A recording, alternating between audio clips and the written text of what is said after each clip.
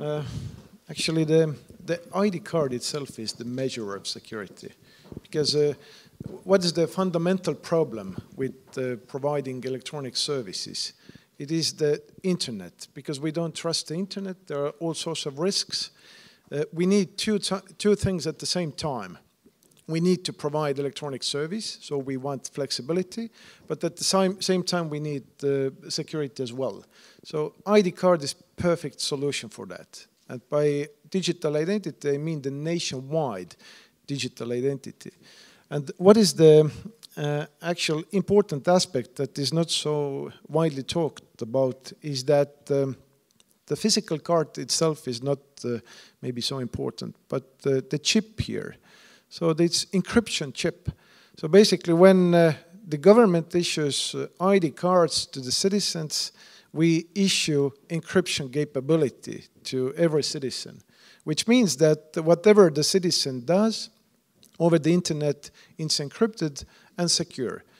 And what is also important is that we have not done it in one organization or only in one government entity or in the government sector, but it's national digital identity. It means that different independent parties can accept each other's identities. So if there is different private parties, or the citizen wants to interact with the private party or with the government, all of these different groups can use the same measure. And there are two main things that we can do with the digital identity. We can identify ourselves, of course, but we can also give legally valid digital signatures. What does it mean? It means that 99% of our government or public services are online. 99%. And the remaining 1% is actually online as well, but you just have to show up in order to do some procedures. For example, if you want to get married, you have to go to some office and to show yourself that you're actually in the right mind that you want to get married. And then you do the procedure digitally. And when you want to get divorced, then same thing. You have to show up and show that you're in the right mind to get the divorce. But the procedure itself is done electronically.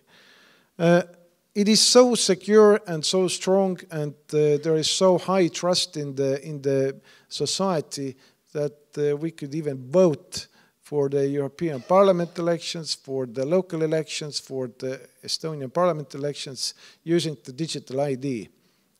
We had the European Parliament elections a couple of weeks ago. 50% of the votes were given online using the digital identity. And we don't actually need the ID card for that. We have the same feature in the mobile phones. So we have special SIM card here, so we can do the same procedure with a mobile phone, or we can download the application and we can still do the same things. So it is I would say that I have been in the cybersecurity area about more than 20 years, and I cannot imagine that we can ensure the security without using digital identity. We implemented it 20 years ago. We have had no significant incident with this because it's given by the government, like passport. The first government, and what's the value actually? The value is that the government identifies the person face to face. After that, the person is given the digital identity, and now the person can operate over the internet with having the trust of other parties. So we have used that about 20 years. How we ensure the sustainability is that because it's all about encrypting the connectivity, we do encryption analysis or cryptographic analysis every year. We make sure that the crypto system on the card is the state of art, and currently we have a crypto system that will survive the quantum computing as well. So we don't see that there is a threat. I can only see that that's the real measure how to prevent incidents from happening, not to deal with the incidents later well. So that's the whole idea about having digital society. Yeah, that's... En complément, effectivement, la question de la pérennité est un sujet essentiel. Alors, comment les collectivités territoriales peuvent s'emparer de ce challenge? Je pense qu'il y a deux sujets majeurs. Il y a un sujet de co-construction de solutions avec les entreprises, et puis il y a un sujet de sensibilisation. Sur la co-construction, c'est tout l'enjeu de pouvoir travailler main dans la main sur un partenariat public-privé. C'est à la fois encourager les innovations, bien sûr, mais c'est aussi pouvoir challenger les solutions qui nous sont proposées en mettant cet enjeu et l'enjeu du citoyen au cœur de la solution technique. C'est la raison pour laquelle on vient de lancer un appel à candidature où on a rassemblé des industriels, des laboratoires de recherche, pour pouvoir proposer à des startups qui veulent développer des nouveaux produits et services, et en particulier sur ce sujet de la confiance numérique et de la pérennité de la question de l'identité, donc de nous proposer des offres de services dans lesquelles on va être partie prenante dans la définition et dans le montage de besoins. Donc cet appel à projet a été lancé hier, les réponses sont jusqu'au 10 juillet.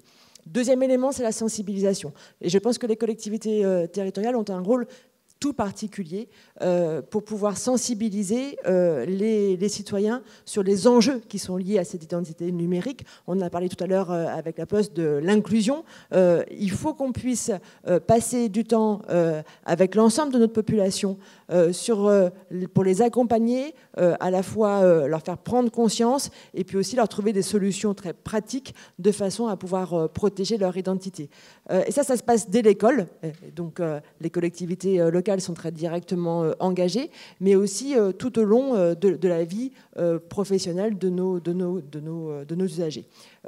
C'est l'ensemble de ces services qui font l'objet aujourd'hui d'innovation de la part des collectivités territoriales, et c'est la raison pour laquelle la question de l'identité numérique devient un sujet de service public à part entière. C'est un écosystème public-privé qui va permettre d'avoir des identités numériques qui vont se renouveler. Et là où c'est important aussi, c'est de pouvoir regarder toutes les innovations technologiques qui arrivent et s'y adapter au fur et à mesure. Typiquement, on regarde nous des technologies de blockchain en ce moment.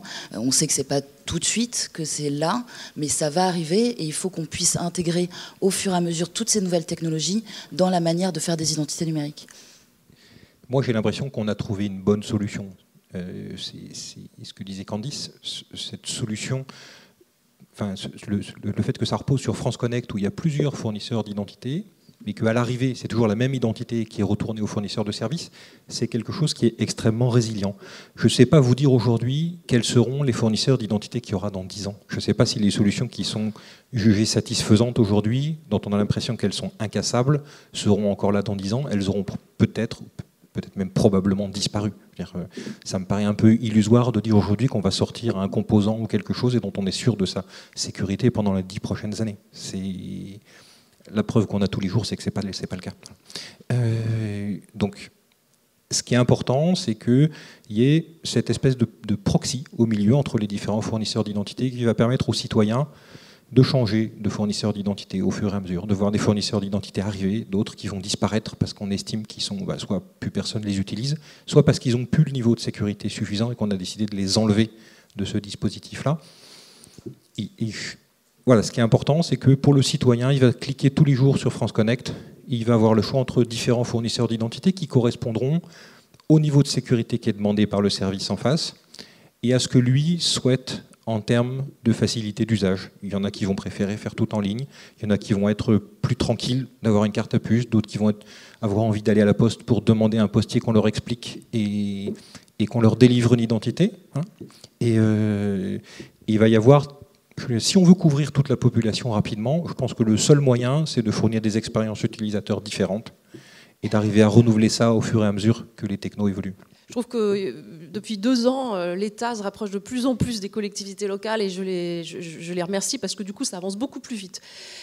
Donc, il faut absolument, étant l'avant-dernier maillon, puisque le citoyen Une étude récente du cabinet Mazars avec Opinionway, parue en avril, là, ou février 2019, sur la relation du français avec le service public et les collectivités locales, reconfirme la confiance, le taux de confiance du français vis-à-vis de la commune, ou en tout cas les collectivités locales dans leur globalité d'ailleurs, et d'autres services aussi, à 80%. Le citoyen, en dehors de la poste, quand il y a des comptes ouverts chez vous, c'est vers la commune qui va s'orienter. Donc il faut absolument que sur ce sujet de la carte d'identité numérique, les collectivités et les communes en particulier soient impliquées. L'autre sujet, c'est que malgré tout, il reste ces 15-18% qui n'auront pas et ne souhaiteront pas ou n'auront pas la capacité d'avoir une carte d'identité numérique. Nous, notre rôle en tant que collectivité, c'est de faire en sorte que ces 15-18%, même si elles n'ont pas, si elles sont éloignées du numérique, puissent avoir accès à tous les services publics, y compris ceux qui sont dématérialisés. Donc, soit en les accompagnant, soit en leur proposant, effectivement, comme vous venez de dire, d'autres solutions pour avoir les mêmes droits que les 85 autres % de la population.